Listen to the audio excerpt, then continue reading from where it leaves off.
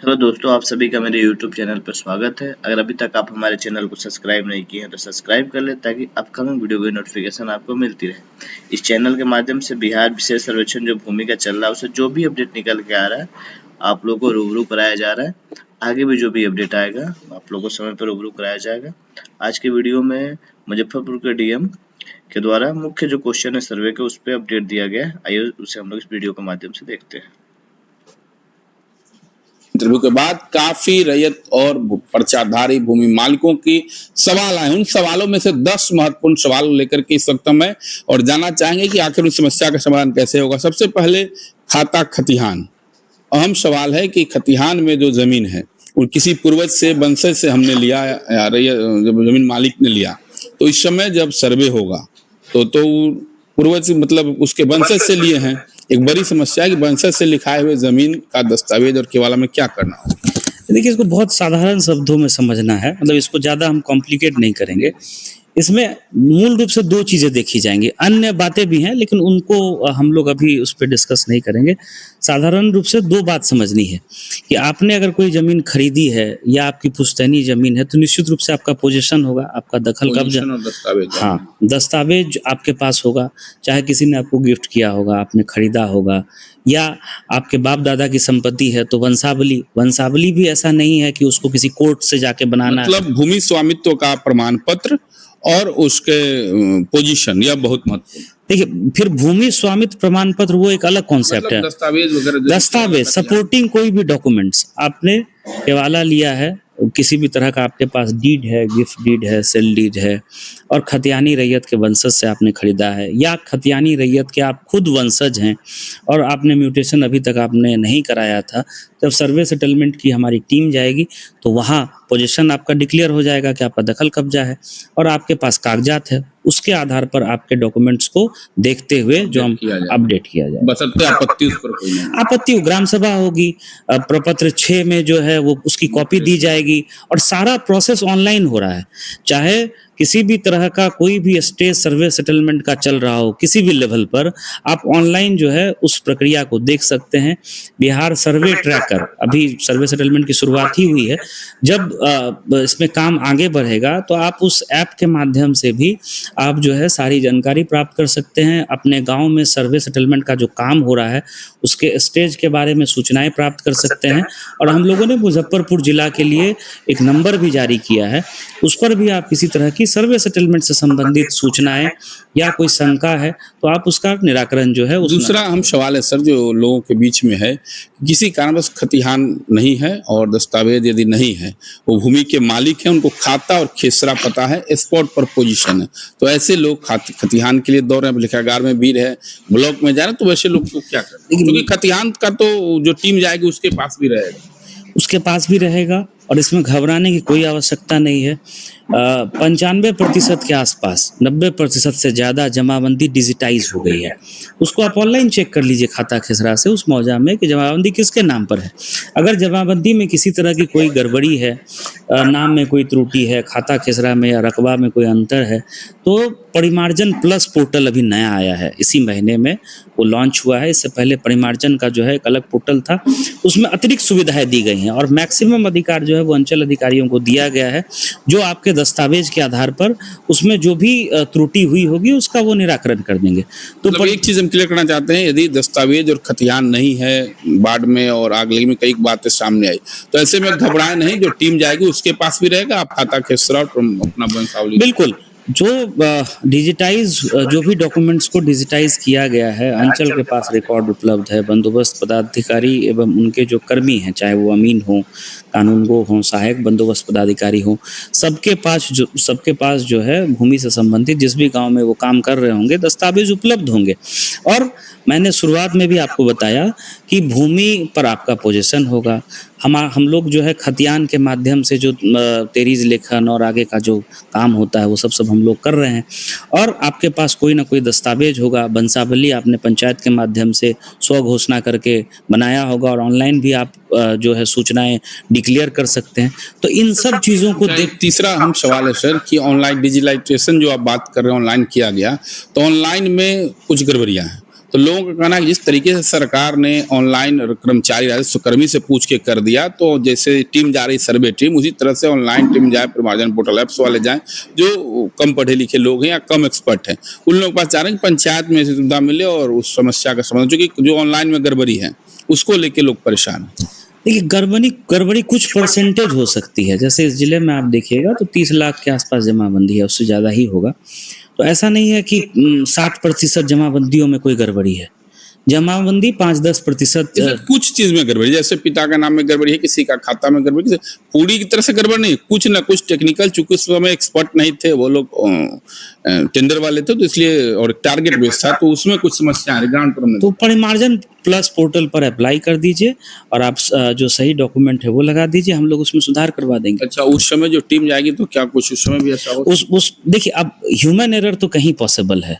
नहीं, जो टीम जाएगी, सर्वे के वक्त जाएगी, तो उस समय भी ऐसा सुधार हो सकता है कि आप उसके पहले वो करा लें? नहीं, वो वहां भी, अब मान लीजिए कि किसी के नाम में स्पेलिंग में कोई मिस्टेक है, आप देख रहे हैं कि ऑनलाइन उसके नाम में स्पेलिंग में मिस्टेक है, आप डॉक्यूमेंट्स दीजिएगा कि मेरे वोटर आईडी में या मेरे स्कूल लिविंग सर्टिफिकेट में या मेरे आधार कार्ड में ये नाम है। जो भी डॉक्यूमेंट्स है, जो मानक डॉक्यूमेंट होता है, जिसकी मान्यता होती है, आप डॉक्यूमेंट प्रोड्यूस करिएगा तो निश्चित रूप से आपके नाम में सुधार कर दिया जाएगा। छोटी मोटी क्लरिकल एरर्स जो हैं उसको लेकर के घबराने की जरूरत नहीं है।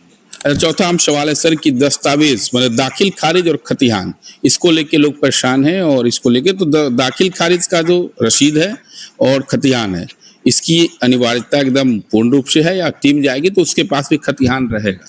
देखिए, दाखिल खारिज तो लोगों को ऐसे भी कराना चाहिए। ये जिस तरह से हम लोग जन्म मृत्यु प्रमाण पत्र बनाते हैं, बच्चे का जन्म हुआ तो जन्म प्रमाण पत्र बनाते हैं, किसी बुजुर्ग व्यक्ति की मृत्यु हुई तो मृत्यु प्रमाण पत्र। अचानक काफी भीड़ चलने लगी, तो ऐसे में वही मैं बता रहा हूँ कि आपको तो है रिकॉर्ड को अपडेट करना ही चाहिए।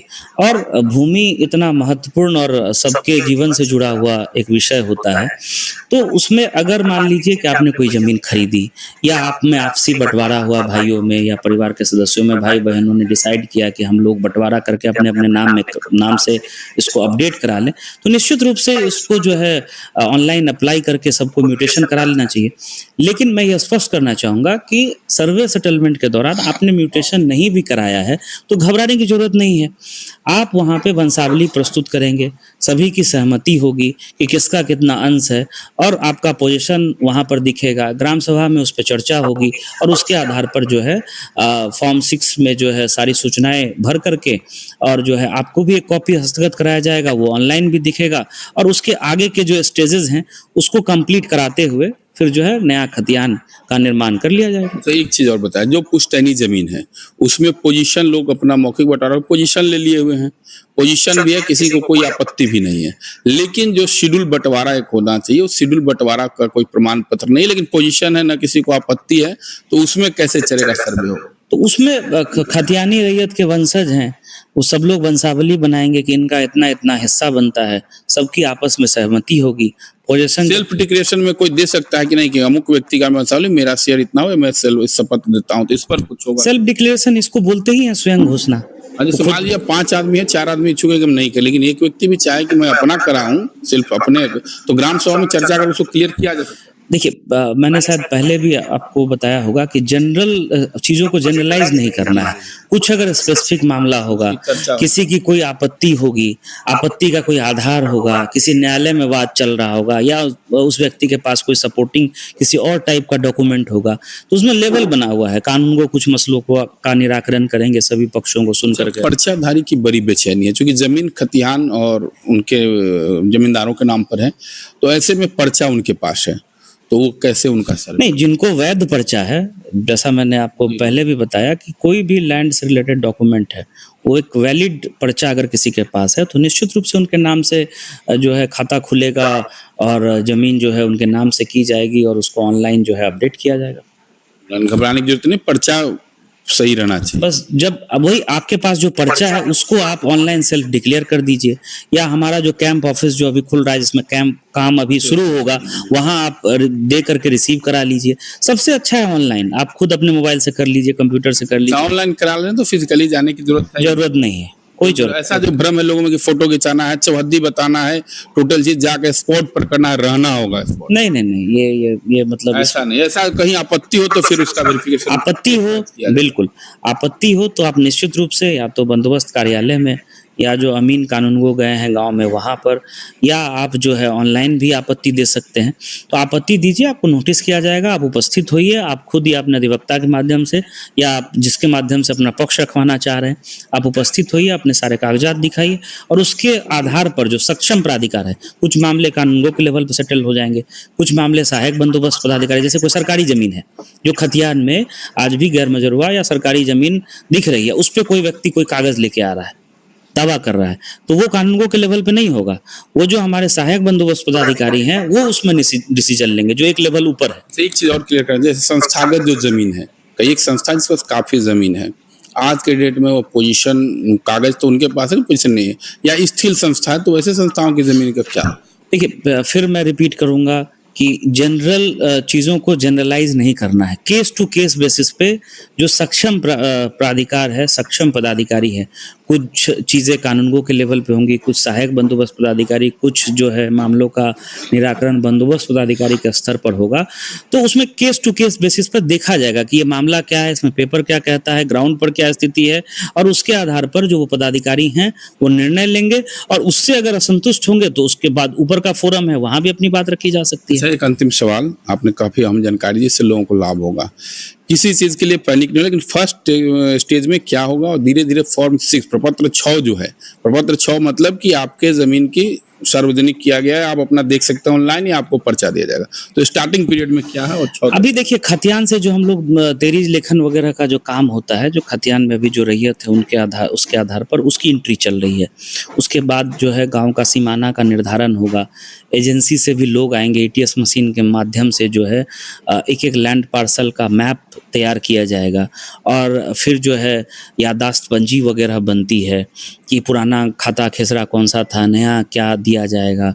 बीच में खाना पूरी का भी काम होता है, जिसमें जो है ग्राउंड पे जा करके हमारे अमीन और वेरिफिकेशन करते हैं। तो ये सारा स्टेज होगा, और हर एक स्टेज पे हम लोग मीडिया को भी अवगत कराएंगे। और जैसा मैंने आपको बताया कि जो ऐप बना हुआ है, सर्वे का सर्विस ट्रैकर ऐप बनाया हुआ है, उसमें आप अपने गाँव की स्थिति देख सकते हैं कि हर एक गाँव में ऐसा नहीं कि एक साथ शुरू होगा, ये स्टेज वाइज चलेगा। कुछ गाँव में इमीडिएट अभी शुरू होगा, कुछ गाँव में 1 महीने बाद शुरू होगा। अभी ग्राम सभा समय मिलेगा, ऐसा नहीं कि एकदम फिर धक्का मुक्की वाली स्थिति नहीं, कोई स्थिति नहीं है, और अफवाह पे नहीं जाना है।